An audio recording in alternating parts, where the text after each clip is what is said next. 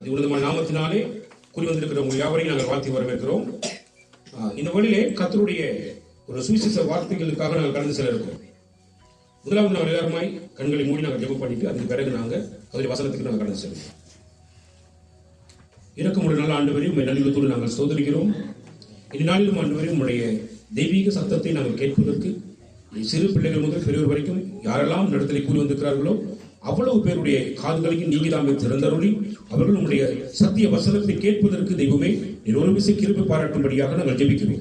ஐயா, நீர் அப்படி செய்கிற கிருபைக்காக என்னது நாங்கள் சோதரிக்கிறோம். அன்றே அடியனை வெள்ளப்படுத்துங்க, அன்று அடியனை மறைத்து உண்மை நீங்க வெளிப்படுத்துங்க.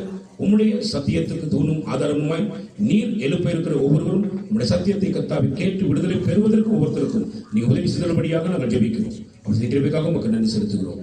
இயேசு கிறிஸ்துவின் தூய நாமத்தில் கேட்கிறோம் எங்கள் ஜீவனோட நல்ல பிதாவே, ஆமென். ரைட், நாங்கள் கொலோசியர் புத்தகத்துக்கு நாங்கள் திருப்பிக் கொள்வோம். முதலாவது கொலோசியர் புத்தகம் 1ஆம் அதிகாரத்துக்கு நாங்கள் திருப்பிக் கொள்வோம்.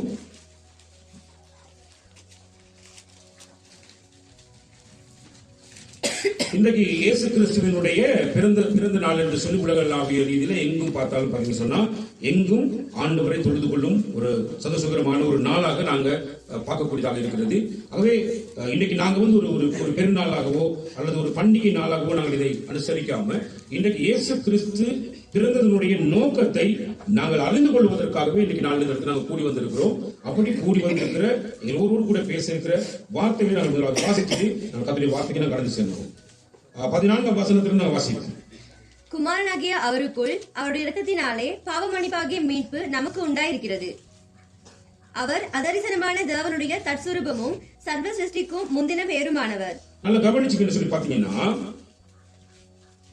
ஆண்டவராகிய இயேசு கிறிஸ்து என்னும் அந்த இரட்சகரை குறித்து நாங்கள் சரியான முறையில் பார்க்கிற பொழுது அவர் யாராக இருக்கிறார் என்றத ஒரு ஒரு நோக்கத்தோடு நாங்கள் பார்ப்போமா இருந்தா, குமாரனாகிய அப்படின்னு பாத்தீங்கன்னா ஆண்டவராகிய இயேசு கிறிஸ்துவையே இந்த குமாரன் என்றதான ஒரு ஒரு பெயராக இங்கே சூட்டப்பட்டிருக்கிறது. வந்து அப்ப ஆண்டவராகிய இயேசு கிறிஸ்து இந்த உலகத்துக்கு வந்து பிறந்தனுடைய நோக்கம் என்னன்னு சொல்லி பாத்தீங்கன்னு சொன்னா, உண்மையாகவே இந்த வானத்தையும் பூமியையும் படைத்த தேவன் வந்து அவர் வந்து ஆவியானவராக இருக்கிறார். ஆவியானவராக இருக்கிறார் சொல்லி பாத்தீங்கன்னா அவருக்கு உருவம் கிடையாது. நல்ல கவனி, அவருக்கு ஆண்டவருக்கு வந்து உருவமே இல்லை. யாருமே தேவனை பார்த்ததே கிடையாது. அழகபடி பிதாவாகி தேவனை ஒருவருமே பார்த்ததே கிடையாது. அப்படி பார்த்ததே இல்லாத அந்த ஆவியானவராக இருந்த தேவனை குறித்து இயேசு கிறிஸ்து சாட்சி கொடுக்கிற பொழுது நீங்க பார்க்கலாம். வந்து யோவான் புத்தகம் 4ஆம் அதிகாரம், யோவான் புத்தகம் 4ஆம் அதிகாரத்தில் நீங்க பார்க்கலாம்.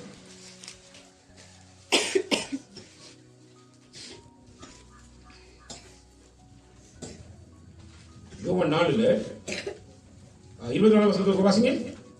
தேவன் ஆவியாய் இருக்கிறார், அவரை தொழுது கொள்கிறவர்கள் ஆவியோடும் உண்மையோடும் அவரை தொழுது கொள்ள வேண்டும் என்றார். நல்ல கவனி, ஆண்டவராகிய இயேசு கிறிஸ்துவே தம்முடைய பிதாவாகி தேவனை குறித்து சாட்சி கொடுக்கும் பொழுது சொல்றார், வந்து தேவன் ஆவியாய் இருக்கிறார், அவரை தொழுது கொள்கிற யாவரும் ஆவியோடும் உண்மையோடும் அவரை தொழுது கொள்ள வேண்டும். அப்ப தேவனை தொழுது கொள்கிறவர்கள் எப்படி இருக்கணும் அப்படின்னு பாத்தீங்கன்னா ஆவியோடும் உண்மையோடும் தொழுது கொள்ள வேண்டும். அப்ப ஆவி என்றால் என்ன? ஆவி என்றால் என்னன்னு பாத்தீங்கன்னா, நாங்க பேசிட்டு இருக்கிறோம். நம்ம பேசும்பொழுது என்னுடைய சத்தத்துக்கு வந்து இப்ப சத்தம் வந்து ஒலி எழுப்பி கொண்டிருக்கிறது.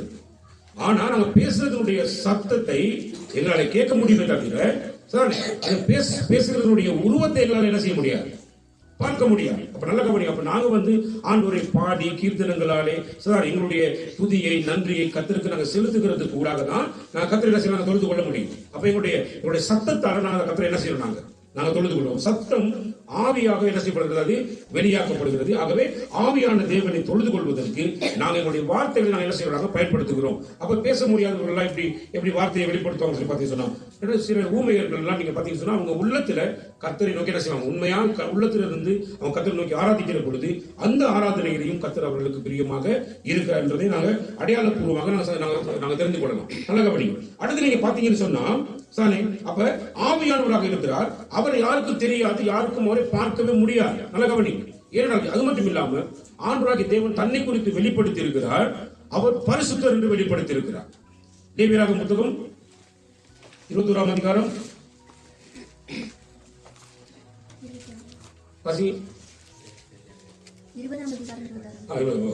கர்த்தராகிய நான் பரிசுத்தராய் இருக்கிறபடியினாலே நீங்களும் எனக்கேற்ற பரிசுத்தவான்களாய் இருப்பீர்களாக.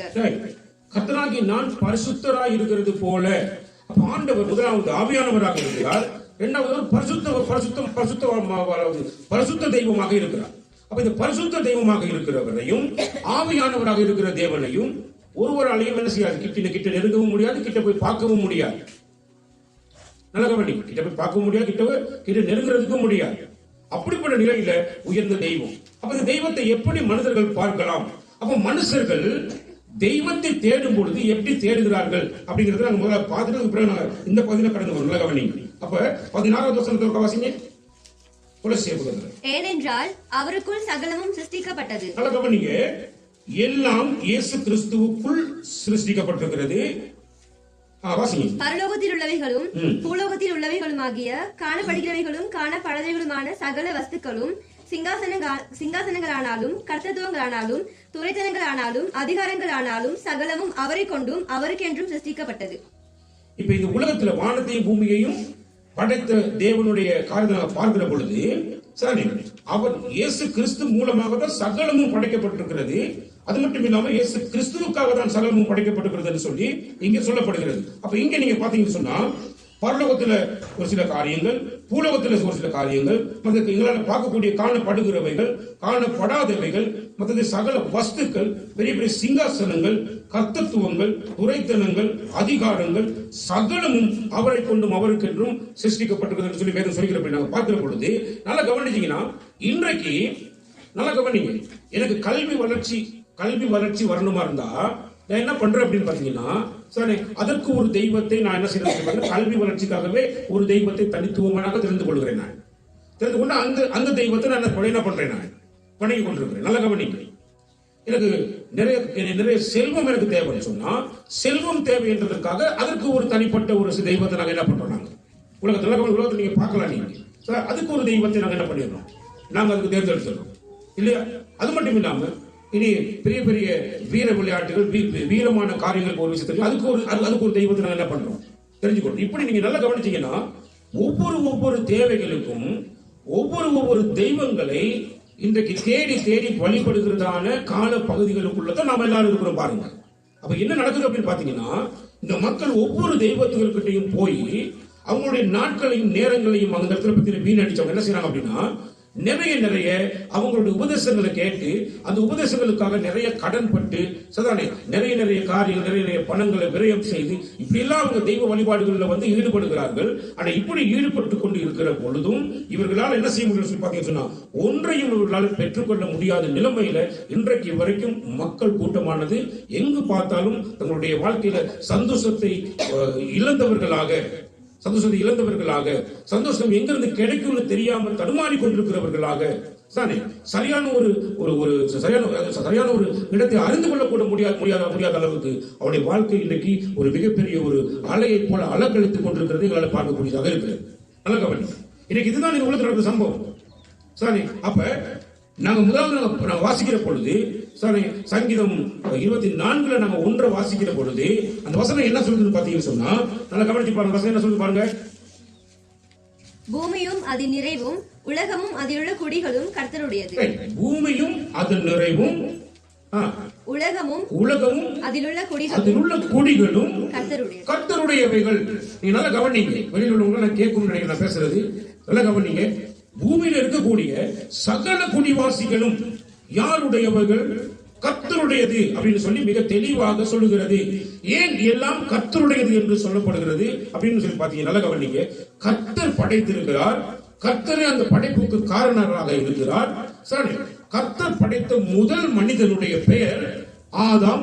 அவனுக்குள் இருந்து வெளியே கொண்டு வந்தவள் ஒரு மனைவி என்று பெயர் பெற்ற ஒரு பெண் ஏவாள். இந்த ஆதாமும் ஏவாளும் முதல் தேவனாகிய கர்த்தரால் படைக்கப்பட்டவர்கள். அப்படின்னா அந்த முதல் மனிதர்களாகிய அந்த 2 பேரும் கூடாக தான் இன்றைக்கு சுமார் 800 கோடிக்கு மேற்பட்டதான ஜனத்தொகையை நாங்கள் உலகத்திலே பார்க்கக்கூடியதாக இருக்கிறது. இந்த ஜனங்கள் அவ்வளவு பேரும் ஆண்டவராகிய இயேசு கிறிஸ்துவினுடையவர்கள் என்பதற்கு அதுவே சாட்சியாக இருக்கிறபடினால நாங்க யாரும் போக்கு சொல்ல முடியாது. நாங்க கிறிஸ்தவர்களுடையவர்கள் இல்லைன்னு சொல்ல முடியாது. நல்ல கவனிங்க, நாங்க எல்லாம் கர்த்தருடையவர்கள். அப்ப ஏன் நாங்க இன்றைக்கு வெவ்வேறு விதமான மதங்களை தழுவி கொண்டிருக்கிறோம்? அதுக்கு காரணம் நமக்கு தெரியல, இதுவரைக்கும் தெரியல, நம்முடைய ஆண்டவராகிய இயேசு கிறிஸ்துவுக்குள்ள எல்லாம் அடங்கி இருக்கிறது, எல்லாம் அவருக்குள்ளதான் இருக்கிறது. அப்ப அவரை விசுவாசிக்கிறவர்களுடைய வாழ்க்கையில எந்த குறைவுமே இல்லாதிருந்து அவர்கள் ஆசீர்வதிக்கப்பட்டுள்ளாக இருப்பார்கள் என்றதை அறிந்து கொள்ள முடியாத நிலைமையிலே இன்றைக்கு மதம் என்ற ஒரு முக்கியமான ஒரு கண்ணாடி இன்றைக்கு அநேக பேருடைய வாழ்க்கையை சீரழித்துக் கொண்டிருக்கிறதை எங்களால் பார்க்கக்கூடியதாக இருக்கிறது. நல்ல கவனிங்க. அப்ப இந்த மத வழிபாடுகள் என்னத்தை கொண்டு வரது பார்த்தீங்கன்னா, ஒவ்வொரு தேவைகளுக்கும் ஒவ்வொரு ஆண்டவர் இருக்கிறார். ஒவ்வொரு தேவைகளுக்கும் ஒவ்வொரு ஆண்டவர் இருக்கிறார். அந்த ஆண்டவர்கள் பெண்களுக்கு பெண்கள் மாதிரியும் ஆண்களுக்கு ஆண்கள் மாதிரியும் ஒவ்வொரு தோற்றங்கள்ல இருக்கிறார்கள் என்று சொல்லி எல்லாம் இப்படி போதிச்சு பலவிதமான காரியங்களுக்கு கூடாக அவர்களுடைய வாழ்க்கையை இன்றைக்கு வரைக்கும் அலக்கழித்துக் கொண்டிருக்கிறதை எங்களால் பார்க்கக்கூடியதாக இருக்கிறது. அப்ப இந்த நிலையில இருக்கக்கூடியவர்கள் என்ன நடக்குது பாத்தீங்கன்னா, இவங்க எல்லாரும் தங்களுடைய வாழ்க்கையில கொஞ்சம் நேரம் சந்தோஷத்தை மட்டும் அனுபவிச்சுட்டு மற்ற நேரம் எல்லாம் தங்களுடைய வாழ்க்கையில துக்கத்தையும் வேதனையையும் அனுபவித்துக் கொண்டிருக்கிறார்கள். அப்ப இப்படி துக்கத்தையும் வேதனையையும் அனுபவித்துக் கொண்டிருக்கிற இந்த ஜனங்கள் மத்தியிலே,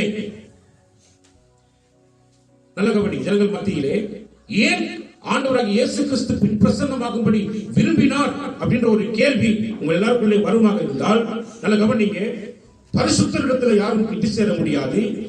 முதலாவது பகுதி, ஆவியானவரை ஒருவராலும் காண முடியாது, அது இரண்டாவது பகுதி.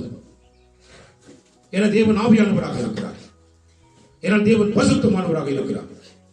பரிசுத்தம் உள்ள தெய்வத்துக்கிட்ட நாங்க கிட்ட கூட நெருங்க முடியே. முதல் என்னுடைய ஆதி பிதாவாகிய ஆதாம் பாவம் செய்தபடினாலே பரிசுத்தரிடத்திலிருந்து அவன் நீக்கப்பட்டவனாக இருந்தான். ஆகவே அவன் வழி தோற்றல் மிக்க இவ்வளவு பெரிய 800 கோடி ஜனங்களும் தேவனிடத்துக்கு சேரணுமாக இருந்தால் அவர்கள் பரிசுத்தமாக்கப்பட்டால் மாத்திரம்தான் அவர்களுக்கு அந்த இடத்துக்கு போக முடியும். அவன் எப்படி பரிசுத்தமாக்கப்படலாம்? இரண்டாவது, எப்படி தேவனை காண முடியும்? ஏன்னா தேவன் ஆவியானவராக இருக்கிறார் என்று சொல்லி வேதம் மிக தெளிவாக சொல்லுகிறது. நல்ல கவனி. அப்ப இந்த இடத்துல நீங்க பாப்பீங்க, அதாவது லூகா புத்தகத்துல நாங்க பார்க்கிற பொழுது, லூகா புத்தகம் 1ஆம் அதிகாரத்துல இயேசு கிறிஸ்துவினுடைய பிறப்பு எப்படி இருக்கும் என்பதை குறித்து அவர்களுக்கு சொல்லுகிறதை நாங்கள் பார்க்கக்கூடியதாக இருக்கிறது. லூகா புத்தகம் 1ஆம் அதிகாரம் வாசிங்க. தேவதூதன் அவளுக்கு பிரதியுத்தரமாக, தேவதூதன் அவளுக்கு பிரதியுத்தரமாக, பரிசுத்த ஆவி உன்மேல் வரும், பரிசுத்த ஆவி உன்மேல் வரும், உன்னதமானவருடைய பலம் உன்மேல் நிழலிடும், உன்னதமானவருடைய பலம் உன்மேல் நிழலிடும், ஆதலால் உன்னிடத்தில் பிறக்கும் பரிசுத்தம் உள்ளது, உன்னிடத்தில் பிறக்கும் பரிசுத்தம் உள்ளது, தேவனுடைய குமாரன் என்னப்படும், தேவனுடைய குமாரன் என்னப்படும். வாசிங்க. இதோ உனக்கு நல்ல கவனிங்க. இப்ப இந்த இடத்துல பரிசுத்த ஆவியானவர், அதாவது உன்னதமானவர் உண்மையில் நிலவிடுவார் சொல்லி ஒரு கன்னிகையாகிய மரியாளிடத்துல தேவதூதன் பேசுகிற பொழுது மிக தெளிவாக சொல்லுகிறார், உண்மையில் அதாவது உன்னதமானுடைய பலம் உண்மையில் நிலவிடும், அப்பொழுது நீ கர்ப்பவதியாகுவ, அப்படி நீ கர்ப்பவதி ஆகி நீ பிறப்பிக்க போகிறதான பிள்ளை பரிசுத்தம் உள்ளதாக இருக்கும். அந்த பரிசுத்தம் உள்ள புள்ள சரானே உன்னுடைய வாழ்க்கையில பரிசுத்தத்தை கொண்டு வர போகிறது. நல்லா புரிஞ்சுக்கொள்ளுங்க. இப்ப இயேசு கிறிஸ்து பிறந்தது எப்பன்னு பாத்தீங்கன்னா 2000 வருடங்களுக்கு முன்பதாக. உலக தோற்றம் எப்ப ஆரம்பிச்சது பாத்தீங்கன்னா சொன்னா அது சுமார் 4500 ஆண்டுகளுக்கு முன்பதாக. நல்லா கவனிங்க.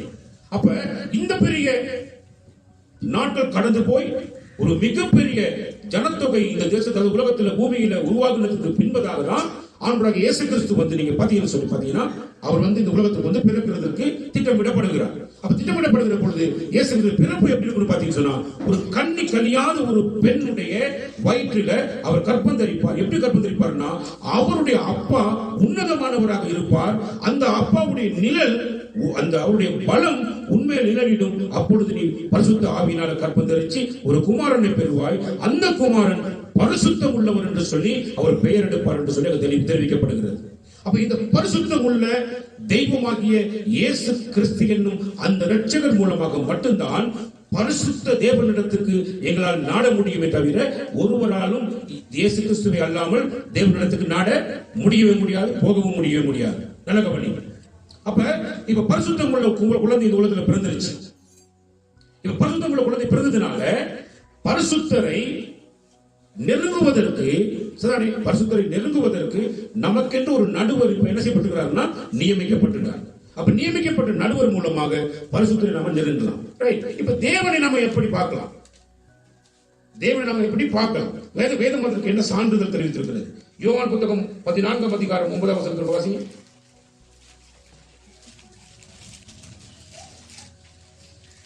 அதற்கு இயேசு, பிலிப்புவே, இவ்வளவு காலம் நான் உங்களுடனே கூட இருந்தும் நீ என்னை அறியவில்லையா? என்னை கண்டவன் பிதாவை கண்டான். அப்படி இருக்க பிதாவை எங்களுக்கு காண்பியும் என்று நீ எப்படி சொல்லுகிறாய்? இங்க இயேசு கிறிஸ்து தன்னுடைய சீசர்களுக்கு தன்னை வெளிப்படுத்துகிற பொழுது மிக தெளிவாக சொல்லுகிறார், பிதாவை எங்களுக்கு காண்பியும் என்று சொல்றியே, நீ இதுவரைக்கும் என்னோட கூடவே இவ்வளவு காலமா இருந்தியே, என்னை காண்கிறவன் பிதாவை காண்கிறான் என்று சொல்லுகிறார். நல்ல கவனி. அப்ப இந்த உலகத்தில் இருக்கிற பாவப்பட்ட மனிதர்களாகிய எங்களுடைய வாழ்க்கையில இந்த வானத்தையும் பூமியையும் படைத்த பிதாவாகிய தேவனை பார்க்க முடியாத அளவுக்கு அவர் ஆவியானவராக இருக்கிறார். அவருக்கு உருவம் கிடையாது, அவரை யாராலும் பார்க்க முடியாது. அப்படி இருக்கிற பொழுது இயேசு கிறிஸ்து என்னும் பரிசுத்தர் தம்மை எப்படி வெளிப்படுத்துகிறார் சொல்லி பார்த்தீங்கன்னு சொன்னா, தன்னையே பிதாவாக வெளிப்படுத்துகிறார்.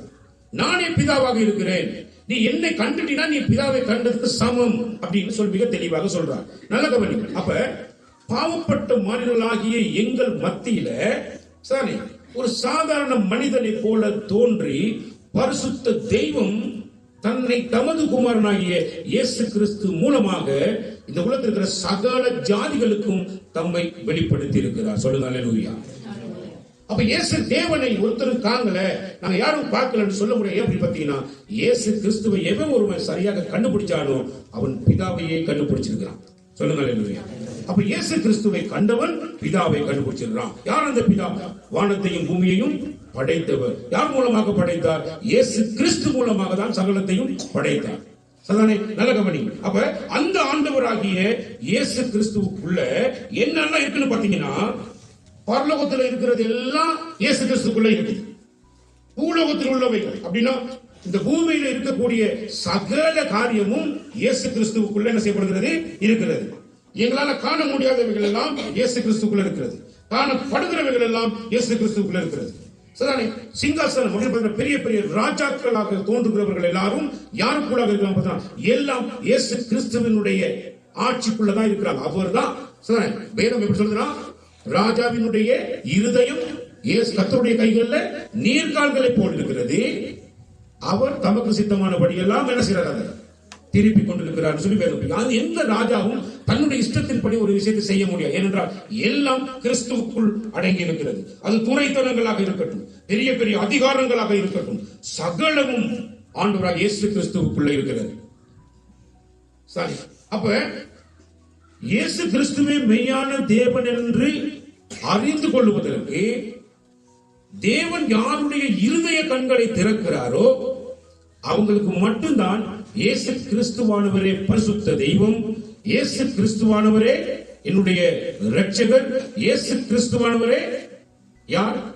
என்னையும் உங்களையும் படைத்த பிதாவாகிய தேவன் என்பதை கண்டுகொள்கிறதற்கு தேவன் அவருடைய மனக்கண்களை என்ன செஞ்சாகணும்? திறக்க வேண்டும். அப்படி யாருடைய மனக்கண்கள் திறக்கப்பட்டிருக்கிறதோ அவங்க மட்டும்தான் இயேசு கிறிஸ்து தான் மெய்யான தேவன் என்பதை புரிந்து கொள்வதற்கு முடியும். இல்லைன்னா யாருடைய கண்களுக்கும் இயேசு கிறிஸ்து என்ன செய்ய மாட்டார்? புலப்படவே மாட்டார். நல்ல கவனிங்க. சரி.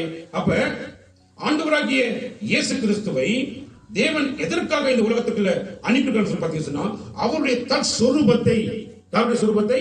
பிதாவாகிய தேவனுடைய தற்ஸ்வரூபத்தை பாவப்பட்ட ஜனங்களாகிய, அதாவது ஆதாம் செய்த பாவத்தின் விளைவாக அவனுக்குள்ள வந்த எத்தனை மக்கள் அவ்வளவு பேரும் பாவிகள் இருக்கிற அப்படின்னால இந்த பாவப்பட்ட சகல மனிதர்களும் கண்ணார காணும்படியான ஒரு மிகப்பெரிய ஒரு பாக்கியத்தை கடவுள் யார் மூலமாக பார்த்தீங்கன்னா ஆண்டவராகிய இயேசு கிறிஸ்துவை தமது தற்ஸ்வரூபமாகவே இந்த உலகத்துக்கு என்ன பண்ணிக்கிறார்னா அனுப்பி இருக்கிறார். நல்ல கவனிங்க. அப்ப பிதாவை நான் காணல அப்படின்னு சொல்றதுக்கு யாருக்குமே முடியாது. ஏனென்றால் இயேசு கிறிஸ்துவை கண்டவர்கள் பிதாவை என்ன செய்தாங்க? கண்டு கொண்டார்கள். இயேசு கிறிஸ்துவை தொழுது கொள்ளுகிறவர்கள் ஆவியோடும் உண்மையோடும் பிதாவாகிய தேவன் என்ன பண்ணுகிறாங்க? தொழுது கொள்கிறார்கள் என்றதை அடையாளப்படுத்தி காண்பிக்கிறார். நல்ல கவனிங்க. இது எதற்காக அப்படின்னு சொல்லி பாத்தீங்கன்னு சொன்னா, அவருடைய இரத்தத்தினாலே பாவம் மன்னிப்பாகிய மீட்பு நமக்கு உண்டாயிருப்பதற்கு. யாருடைய ரத்தத்தினாலே? யாருடைய ரத்தத்தினாலே? நல்ல கவனி. இப்ப பரிசுத்தம் உள்ள ஒரு மனிதனுடைய பரிசுத்த மனிதனுடைய ரத்தம் சிந்தப்பட்டால் ஒழிய, பரிசுத்த மனிதனுடைய ரத்தம் சிந்தப்பட்டால் ஒழிய பாவியான மனிதனுடைய பாவம் என்ன செய்யப்படாதுன்னு சொல்லி பார்த்தீங்கன்னா அது கழுவப்படுவது கிடையாது. அப்ப இயேசு கிறிஸ்துவினுடைய ரத்தம் பரிசுத்த ரத்தம். ஏனென்றால் அவர் பரிசுத்தராக பிறந்திருக்கிறபடியினால் அந்த பரிசுத்த ரத்தம் தான் பாவியான மனிதனுக்கு ஒரு மிகப்பெரிய மீட்பை கொடுக்க முடியும். என்ன மீட்பு சொல்லி பார்த்தீங்கன்னா பாவ மன்னிப்பாகிய மீட்பு. இன்னைக்கு பாவத்தை செய்து விட்டோம், இப்படியெல்லாம் பாவத்தில் நாங்கள் விழுந்து கிடக்கிறோம். ஆகவே இந்த பாவத்துக்கு நான் என்ன செய்யறது, இந்த பாவத்துக்கான பிரயாசத்தை என்ன செய்யறது சொல்லி நிறைய கேள்விகள் இன்றைக்கு உலகத்தில் அநேகருடைய வாழ்க்கையில எழுப்பிக்கொண்டே இருக்கிறது. நாங்கள் இன்றைக்கு வரைக்கும் பார்த்துட்டே இருக்கிறோம். யாரை பார்த்தாலும் சொல்லுவாங்க, ஐயோ நான் என்ன பாவம் செஞ்சதுன்னு தெரியல, இப்படிலாம் நான் சோதனை அனுபவிச்சுட்டு இருக்கிறேன், இந்த பாவத்துக்கு நான் என்ன பிரயத்தனை செய்ய போறேன்னு தெரியல, இப்படின்னு சொல்லி நிறைய பேர் என்ன பண்ணுவாங்க பாத்தீங்கன்னா, இந்த ஒவ்வொரு நாள் வாழ்க்கையிலையும் அவங்க இதை குறித்து பேச்சுக்களோடு இருக்கக்கூடிய ஜனங்களை நாங்கள் நேரடியாகவே நிறைய பேர் நாங்கள் பார்த்திருப்போம். நாங்களும் கூட இருக்கிறவங்க நிறைய பேர் அதை பேசிக்கொண்டும் இருந்த காலங்களும் உண்டு. நல்ல கவனி. அப்ப இந்த பாவங்களுக்கு நீங்க செய்யற எந்த ஒரு பலியும் அது ஈடாக முடியாது. ஏனென்று சொன்னா சாரி, நீங்க மிஞ்சி மிஞ்சி போன என்ன செய்வீங்க? சாரி, பாவத்துக்கு மன்னிப்பு பெறணும் அப்படின்னா என்ன செய்வீங்க? நிறைய நிறைய இடங்களுக்கு போவீங்க, நிறைய நிறைய தெய்வ வழிபாடுகளில் ஈடுபடுவீங்க, அங்க போய் நிறைய நிறைய நேர்த்தி கடன்களை போடுவீங்க. அது நேர்த்தி கடன்களுக்காக என்ன செய்வீங்க? கோழியை வெட்டி ஊத்துவீங்க, ஆடை வெட்டி ஊத்துவீங்க, பல மிருகங்களை வெட்டி என்ன செய்வீங்க? ஊத்துவீங்க. இப்படி இந்த ரத்தம் எல்லாம் ஊத்தி இந்த ரத்தத்தின் மூலமாக பாவ மன்னிப்பு எனக்கு கிடைச்சிடும், பாவத்துக்கு பிராயச்சித்தமான ஒரு பலியை நான் செலுத்திட்டேன்னு சொல்லி நாமளே திருப்திப்படுத்தி கொண்டு தெரிஞ்சிட்டு இருப்போம் எங்களோட வாழ்க்கையில. நல்ல கவனி. இதன் மூலமாக ஒரு நாளும் எங்களுடைய பாவம் மன்னிக்கப்படுகிறது கிடையவே கிடையாது. ஏன் அப்படின்னு சொன்னா பூமியும் அதில் உள்ள குடிகள் யாவும் கர்த்தருடையவைகள்.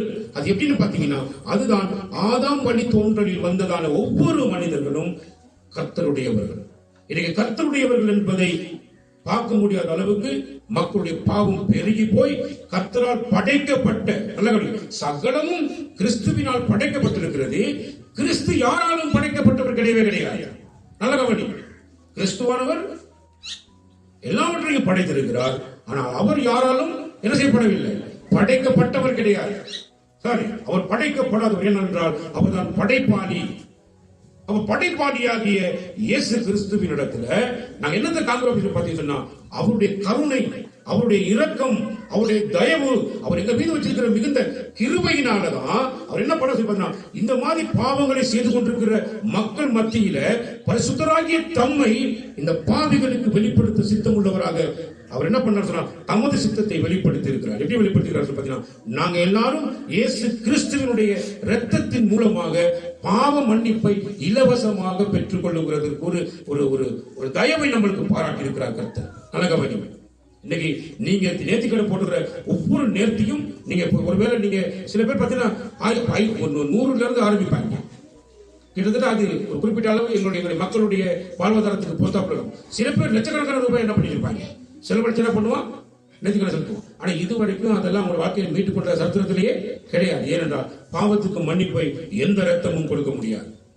ஒரு மனிதனுடைய பரிசுத்த ரத்தம் தான் என்ன செய்ய முடியும், கொடுக்க முடியும். அந்த ஒரு மனிதனுடைய பரிசுத்த ரத்தம் ஒரே மனிதனுடைய பாவத்தை மன்னிக்கும் பொழுது அந்த ஒரே மனிதனால் தோன்றிய இந்த பெரிய 800 கோடி ஜனங்களுக்கு ஆண்டவர் பாவ மன்னிப்பை இலவசமாக 2000 வருஷங்களுக்கு முன்பதாகவே அதை கொடுத்து முடித்து விட்டார். எப்படி கொடுத்தார் பாத்தீங்கன்னா, எப்படி கொடுத்தார்? சிலுவையிலே கொடுத்தார். நல்ல கவனி. வாசிங்க அந்த வசனத்தை இருக்கா?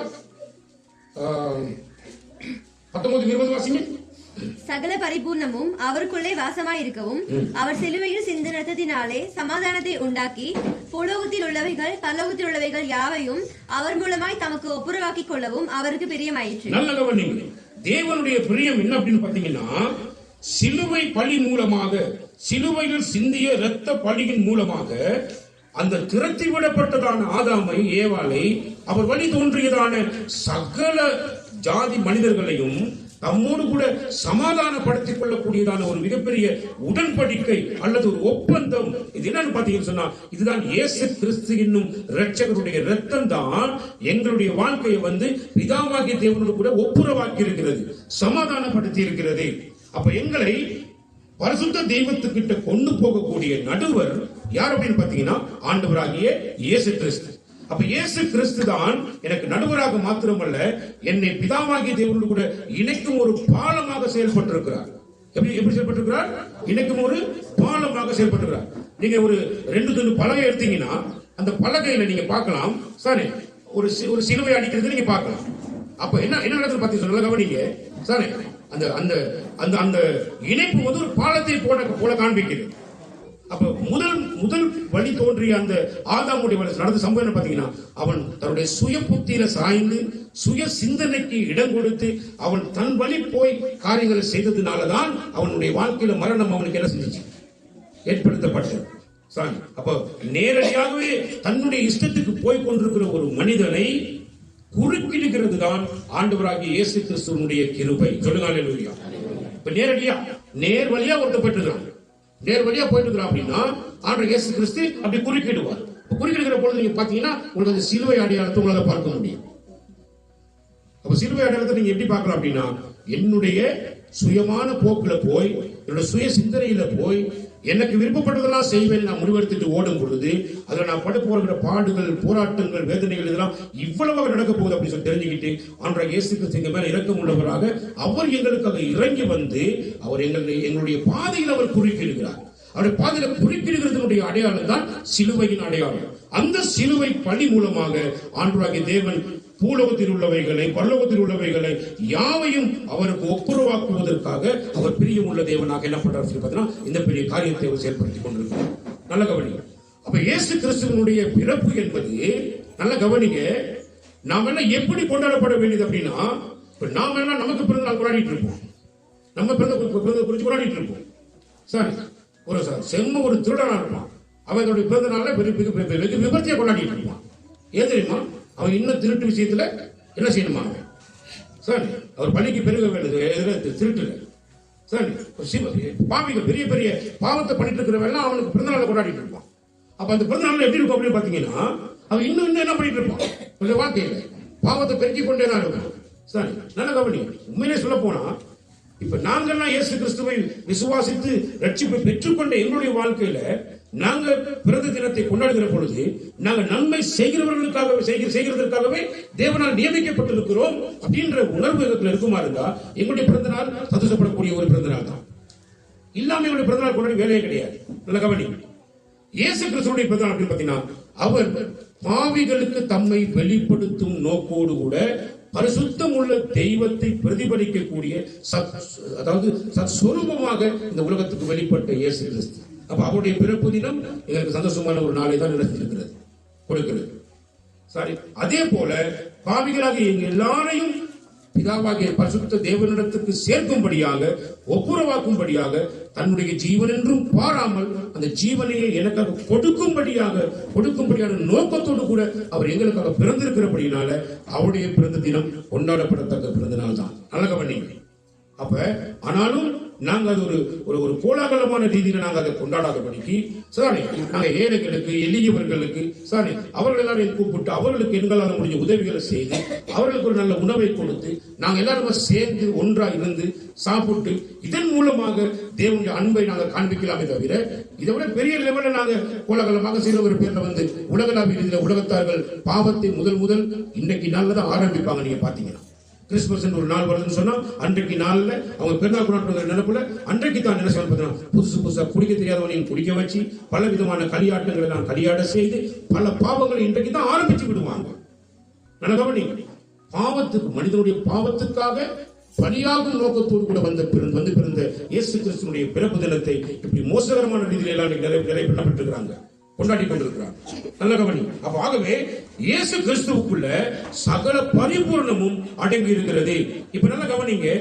இயேசு கிறிஸ்துவை விசுவாசிக்கிற நாம இயேசு கிறிஸ்துவை மட்டுமே விசுவாசித்து நாம அவரை மட்டுமே ஆராதிக்கிற பொழுது என்ன நடக்குதுன்னு பாத்தீங்கன்னு சொன்னா, இப்ப திரும்ப வாசிக்கிற வசனத்தை 16 வசனத்தை, ஏனென்றால் அவருக்குள் சகலமும் சிருஷ்டிக்கப்பட்டது.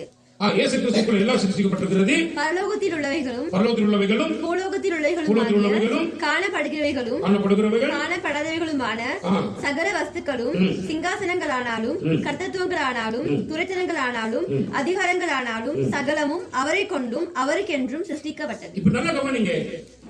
ஒரே தேவனாகிய இயேசு கிறிஸ்துவை மட்டுமே ஆராதிக்கக்கூடிய எங்கள் எல்லாருடைய வாழ்க்கையிலையும் ஏன் எல்லாவற்றையும் பெற்றுக் கொள்ளுகிறதற்கு எங்களுக்கு ஒரு மிகப்பெரிய சிலாக்கியத்தை கற்றுக் கொடுத்தா தெரியுமா? வசனத்து மேல வச்சு பாருங்க. நீங்கள் என்னிலும் என் வார்த்தைகள் உங்களிலும் நிலைத்து இருந்தால் நீங்கள் கேட்டுக்கொள்வது எதுவும் உங்களுக்கு செய்யப்படும். அப்படி என்ன அர்த்தம் அப்படின்னா, நாம தனித்தனியா ஒவ்வொரு தெய்வத்தை நோக்கி தேடி நம்ம தேவையில்லாத பாவங்களை செஞ்சு கர்த்தருக்கு எதிரான எதிராளிகளாக நம்ம மாறிவிடக் கூடாது. நமக்கு எல்லாருக்கும் ஒரே தெய்வம் யாரு? ஆண்டவராகிய இயேசு கிறிஸ்து. அவருக்குள்ளதான் எல்லாம் இருக்கிறது, எல்லாம் அசைகிறது. அவர் அன்றி ஒரு அணு கூட என்ன செய்யாது, அசையாது. சகலமும் அவருக்குள்ள இருக்கிறபடினால அவர் ஒருவரையே நாம தேவன் என்று நாங்க அவரை கூப்பிட்டு நாங்கள் ஆராதிக்கிற பொழுது நம்முடைய வாழ்க்கையில ஒரு குறைவும் இல்லாம எல்லா குறைவுகளையும் நம்மிடத்திலிருந்து அகற்றி நம்மை ஆசீர்வதிக்கிற தெய்வமாக நம்ம மத்தியில் அவர் என்ன செஞ்சிட்டு இருக்கிறார், இன்றைக்கு அசைவாடி கொண்டிருக்கிறார். நல்லா புரிஞ்சு கொள்ளுங்க. சரி, அப்ப இன்றைக்கு பல பல பல தெய்வங்களை வழிபட்டுக் கொண்டிருக்கிற அநேகருடைய வாழ்க்கையில பாத்தீங்கன்னா ஒவ்வொரு நாளும் போராட்டம் தான், ஒவ்வொரு நாளும் நிம்மதியற்ற நிலைமை தான். ஆனால் ஆண்டவராகிய இயேசு கிறிஸ்துவை ஆராதிப்பவர்கள் ஒரே தெய்வத்தை என்ன பண்றாங்க, மனப்பூர்வமாக என்ன செய்றாங்க, ஆராதிக்கிறாங்க. அப்படி ஆராதிக்கும் பொழுது அவருக்குள்ளான சகல ஆசீர்வாதத்தையும் எங்கள் ஒவ்வொருவராலும் சுதந்திரித்துக் கொள்ள முடியும் என்பதற்கு மிகப்பெரிய சான்றாக ஆண்டவராகிய இயேசு கிறிஸ்து விளங்கி கொண்டிருக்கிறார். ஆகவே இயேசு கிறிஸ்துவை நாங்க ஆராதிக்கிற பொழுது எவ்வளவு பெரிய துறைத்தனங்களாலும் எவ்வளவு பெரிய அதிகாரங்கள் ஆனாலும் சரி, இயேசு கிறிஸ்து சகலத்தையும் என்ன பண்ண பாத்தீங்கன்னா நமக்காக அசைத்து நமக்கான எல்லாவற்றையும் செய்வதற்கு அவர் வல்லமை உள்ள தெய்வமாக இருக்கிறார். சொல்லுங்க அல்லேலூயா. ஆகவே ஆண்டவராகிய இயேசு கிறிஸ்துவை நோக்கி ஒவ்வொரு மனிதனும் பார்க்கும்படியாக தான் ஆண்டவராகிய இயேசு கிறிஸ்து என்ன சொன்னா தம்மை வெளிப்படுத்தி இருக்கிறார். நல்ல கவனி. அப்ப ஆண்டவராகிய இயேசு கிறிஸ்துவை ஆராதிக்கிற, அவரை நோக்கி பார்க்கிற ஒரு முகம் கூட வெட்கப்பட்டு போவதில்லை என்று வேதம் மிக தெளிவாக என்ன செய்யப்பட்டு சொல்லியிருக்கிறது. அவரே 18வது வசனத்தை வாசிங்க. அவரே சபையாகிய சரீரத்துக்கு தலையானவர். நல்லா இங்கு கூடி வந்திருக்கிற சபை மக்களாகிய நம்ம எல்லாருக்கும் யார் அப்படின்னா, நாம எல்லாம் அவருக்கு சரீரமாக இருக்கிறோம், நம்ம எல்லாம் அவருக்கு உடம்பாக இருக்கிறோம். அவர் தான் நமக்கு தலையாக இருக்கிறார். அப்ப அவர் தலையாக இருக்கிறபடினால நல்ல கவனிங்க, அவரே சபையாகிய சரீரத்துக்கும் தலையானவர், எல்லாவற்றிலும் முதல்வராய் இருக்கும்படி அவரை ஆதியும் மருத்துவ இருந்த முதல் பெருமானவர். நல்ல கவனிங்க. செத்து அடக்கம் பண்ணப்பட்டு 3வது நாளிலே உயிரோடு எழுப்பினவர் ஆண்டவராகிய இயேசு கிறிஸ்து. அவர்தான் முதல் பேரானவராக இருக்கிறார். ஆகவே நம்முடைய வாழ்க்கையில சபையாகி சபையாகி இங்க எல்லாருக்கும் அவரே தலையாக இருக்கிறார். ஆகவே தலையானது தன்னுடைய சரீரத்தை ஒரு குறைவும் இல்லாமல் போஷிக்கும். எப்படி என்ன செய்யும்? தலையானது சரீரத்துக்கு தேவையான எல்லாவற்றையும் என்ன செய்யும்? எது வழி சாப்பிடுறோம்? வாய் வழி சாப்பிடுகிறோம். அப்ப தலை என்ன செய்யும் அப்படின்னு சொன்னா சரீரத்துக்கு தேவையான சகல ஆரோக்கியத்தையும் அது வழங்கி கொண்டே இருக்கும். இப்ப இங்க இருந்து ஒரு செய்தி எனக்கு போறேன்னா கால் என்ன செய்யாது, தூக்கப்படாது. செய்தி போனதை கால் இப்படி தூக்கும். அப்ப இங்க மூளையிலிருந்து அறிவிக்கப்படுகிற சகல நரம்புகளையும் செயல்படுத்தி கொண்டிருக்கிறார். எல்லாமே இங்கிருந்து செயலாற்றி கொண்டிருக்கிறார். அப்ப சபையாகி நாங்க எல்லாரும் அவருக்கு சரீரமாகவும் அவருக்கு அவயவங்களாகவும் இருப்போமான்னு பார்த்தீங்கன்னு சொன்னா அவர் தலையாக இருக்கிறவர் நிச்சயமா நமக்கு எந்த குறைவும் இல்லாமல் எல்லாவற்றையும் நம்மளை போஷித்து காப்பாற்றக்கூடிய அருமையான தெய்வமாக நம்ம மத்தியில் வெளிப்பட்டுக் கொண்டிருக்கிறார். ஆகவே ஆண்டவராகிய இயேசு கிறிஸ்துவனுடைய இந்த பிறப்பு எதற்காக பார்த்தீங்கன்னா, பாவம் செய்த சகல மனிதனுடைய பாவங்களையும் மன்னித்து அவர்களுக்கு மீட்பை கொடுக்கும் நோக்கத்தோட இந்த உலகத்தில் பிறந்த பிறப்பை தவிர சதானே நம்மளை போல ஏதோ பிறந்துட்டோயா நல்லா வாழ்ந்துட்டு போயிருவோம் அப்படின்னு சொல்லி ஒரு நோக்கத்தோடு கூட என்ன செய்யல. சொல்லுங்க, வாழ்வதற்காக இயேசு கிறிஸ்து பிறந்தா இல்ல. இயேசு கிறிஸ்து பிறந்தது வாழ்வதற்காக அல்ல. இயேசு கிறிஸ்து பிறந்ததே நம்ம எல்லாருடைய பாவங்களையும் மன்னித்து நமக்கு மீட்பை கொடுக்கும்படியாகவே பிறந்தார். ஆகவே இயேசு கிறிஸ்துனுடைய பிறப்பு மகிழ்விக்கப்படக்கூடியதான, சந்தோஷப்படக்கூடியதான பிறப்பு. ஏனென்றால் உலகளாவிய இருக்கிற எல்லா மனிதர்களுக்கும் அவர் மூலமாக என்ன செய்யப்பட போகிறது? ரட்சிப்பு மீட்பும் வரப்போகிறது. ரைட். நன்றி. கர்த்தர் தாமே உங்கள் ஒருவரையும் ஆசீர்வதிப்பாராக.